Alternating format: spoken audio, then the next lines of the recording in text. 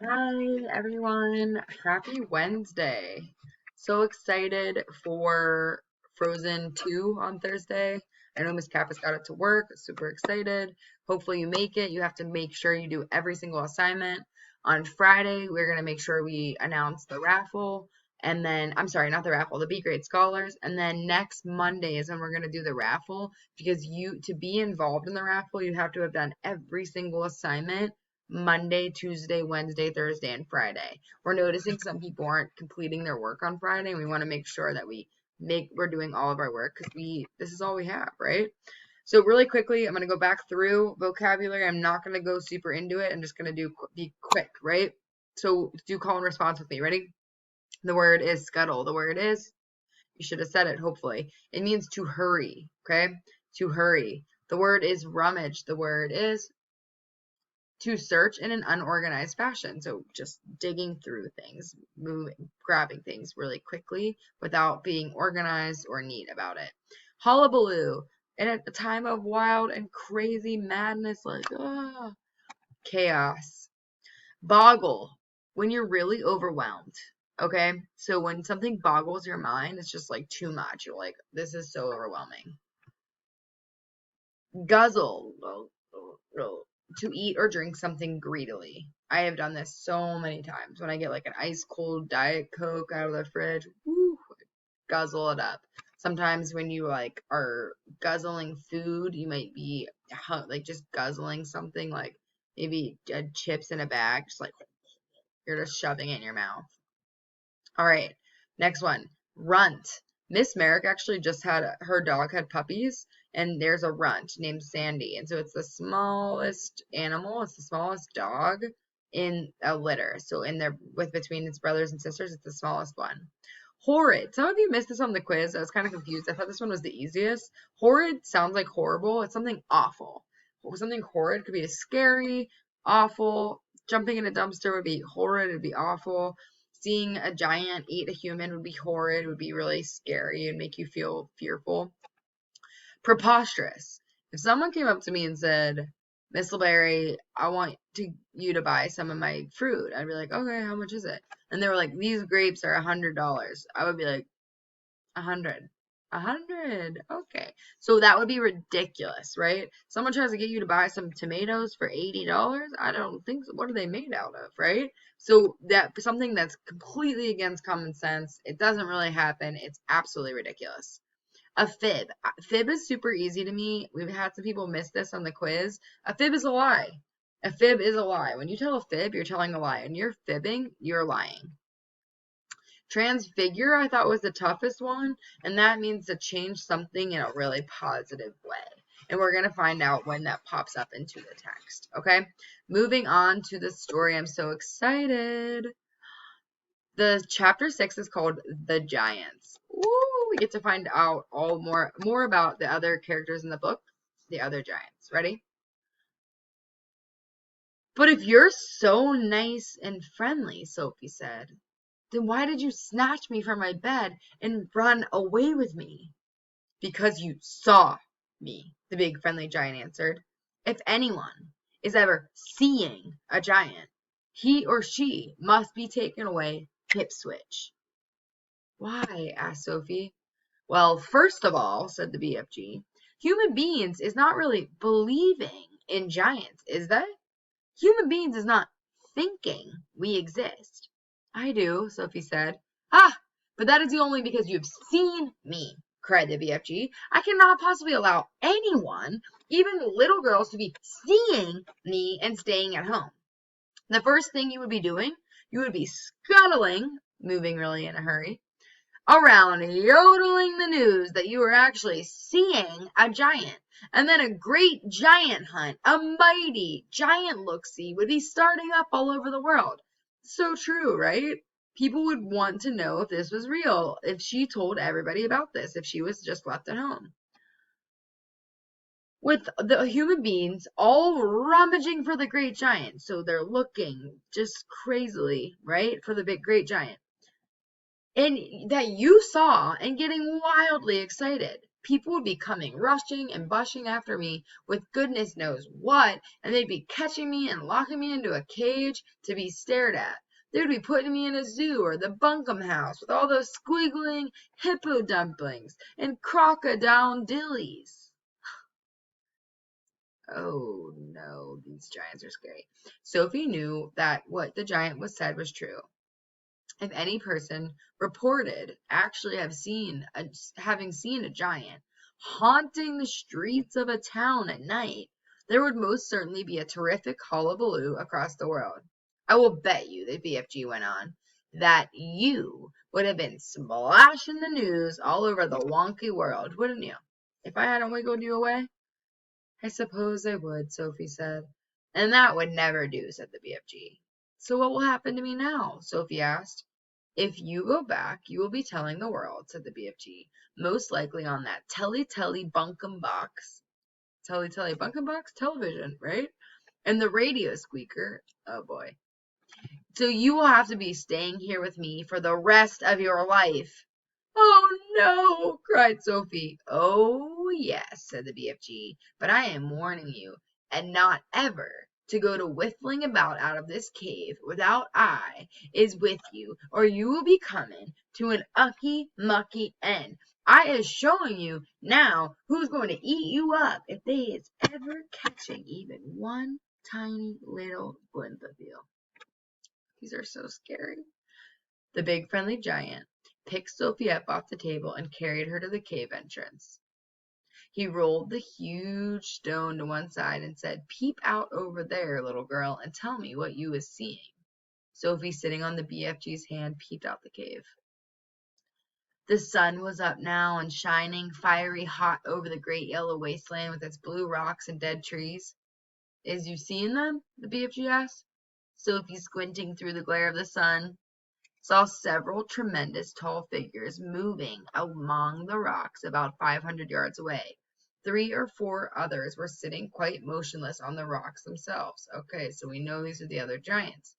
This is giant country, the BFG said. Those is all giants, every one. It was a brain-boggling sight. Imagine if you were Sophie. You look out and you see these giant, huge people. They're giants, right? You'd be overwhelmed. Your brain would be you would have your brain-boggling sight. Your brain's overwhelmed. The giants were all naked except for a sort of a short skirt around their waists, and their skins were burnt brown by the sun. But it was the sheer size of each one of them that boggled Sophie's brain most of all. Ooh, overwhelmed her. They were simply colossal, so giant, like just huge. Far taller and wider than the BFG, the big friendly giant, upon whose hand she was now sitting. Wow, so the big friendly giant was pretty huge. He was enormous, but they're even bigger than him. Oh, how ugly they were. Many of them had large bellies. All of them had long arms and big feet. They were too far away for their faces to be seen clearly. And perhaps that was a good thing. What on earth are they doing? Sophie asked. Nothing, said the BFG. They is just moochling and foochling around and waiting for the night to come. Then they will be all galloping off to places where people is living to find their suppers. You mean a turkey, Sophie said. Well, Bone Crunching Giant, oh, that's a character's name, Bone Crunching Giant, will be galloping to Turkey, of course, said the BFG. But the others will be whiffling off to all sorts of flung-away places like Wellington for the booty flavor and Panama for the hattie taste. Every giant is having his own favorite hunting ground. Did they ever go to England? Sophie asked. Often, said the BFG. They say the English is tasting ever so wonderfully of crawd scallop. I'm not sure I quite know what that means, Sophie said. Meanings is not important, said the BFG. I cannot be right all the time. Quite often I is left instead of right. Oh, BFG, you're so funny. And all those beastly giants over there really going off again to eat tonight to eat people? Sophie asked. All of them is guzzling human beings every night, the BFG answered. Oh my gosh, they're greedily eating humans. All of them excepting me. That is why you will be coming to an ucky-mucky end if any of them should ever be getting his gogglers eyes upon you. You would be swallowed up like a piece of frumpkin pie all in one gulp. What is frumpkin pie? Do you think it's like pumpkin pie? But eating people is horrible, Sophie cried. It's frightful. Why doesn't someone stop them? And who, please, is going to be stopping them? Asked the BFG. Couldn't you? Said Sophie. Never in a pig's whistle, cried the BFG. All of those man-eating giants is enormous and very fierce. They is all at least 2 times my wideness and double my royal highness. Twice as high as you, cried Sophie. Easily that, said the BFG. You have seen them in the distance, but wait till you get them up close up. Those giants is at least 50 feet tall with huge muscles and cockles alive-o. I is the titchy one. I is the runt. Ooh, the runt, the smallest one. So he's the smallest one out of all of them. 24 feet is puddle nuts in giant country. Wow. So we found out the BFG is 24 feet tall, and the other giants are like 50 feet tall. Whoa, that's crazy. You mustn't feel bad about it, Sophie said. I think you are just great. Why, even your toes must be as big as sausages. Bigger, said the BFG, looking pleased. They is as big as bumble hammers. How many giants are there out there? Sophie asked. There's 9 altogether, answered the BFG. That means, said Sophie, that somewhere in the world every single night 9 wretched people get carried away and eaten alive. More, said the BFG. It is all depending, you see, on how big the human being is. Japanese beans is very small, so a giant will need to gobble him up about 6 Japanese before he's feeling full up. Oh my gosh, 6 Japanese people. Others, like the Norway people and the Yankee Doodles, is ever so much bigger, and usually 2 or 3 of them makes a good tuck-in. But do these disgusting giants go to every single country in the world? Sophie asked. All countries excepting Greece is getting visited sometime or another, the BFG answered. The country which a giant visits is depending on how he is feeling. If it is very warm weather and a giant is feeling as hot as a sizzle pan, he probably will go galloping far up to the Frisbee North to get himself an Eskimo or 2 to cool him down. Remember, Eskimo, those people would like to be called Inuits now, right? But this has been written a long time ago. A nice fat Eskimo to a giant is like a lovely ice cream lolly to you. Oh boy. I'll take your word for it, Sophie said. And then again, it is a frosty night and the giant is fridging with cold. He will probably point his nose towards the sweltering hot lands to guzzle a few Hottentots to warm him up. How perfectly horrible, Sophie said. Nothing hots a cold giant up like a hot Hottentot, the BFG said. And if you were to put me down on the ground and I was to walk out among them now, Sophie said, would they really eat me up?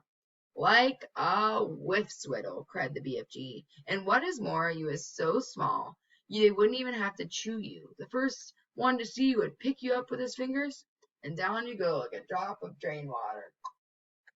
Let's go back inside, Sophie said. I hate even watching them. The marvelous ears. Woo! Chapter 7. Let's do this. Let's see how much. We might not be able to get this all in. Oh boy, it's long. Back in the cave, the big friendly giant sat Sophie down once again on the enormous table. Is you quite snugly there in your nightie? He asked. You isn't fridgy cold? I'm fine, Sophie said. I cannot help thinking, said the BFG, about your poor mother and father. By now they must be jipping and scumping all over the house, shouting, Hello! Hello! Where is Sophie gone? I don't have a mother and father, Sophie said. They both died when I was a baby. Wow, so we're learning a lot by Sophie. We knew she lived in a home for girls, and now we know that both of her parents have died.